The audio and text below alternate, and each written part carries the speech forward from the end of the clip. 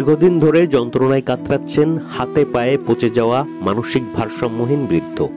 এমন করুণ অবস্থা দেখে একঝাঁক তরুণ সহযোগিতার হাত বাড়ালো। মোংলা পৌর শহরের জামাত ইসলামীর ৫ নং ওয়ার্ডের সভাপতি বিশিষ্ট সমাজসেবক খন্দকার জসিমউদ্দিন জানান, স্থানীয় জনতা আমাকে খবর দেন। তখনই আমি ঘটনাস্থলে পৌঁছে দেখতে পাই যন্ত্রণায় কাতরাচ্ছেন হাতে পায়ে পচে যাওয়া মানসিক ভারসাম্যহীন এক বৃদ্ধ।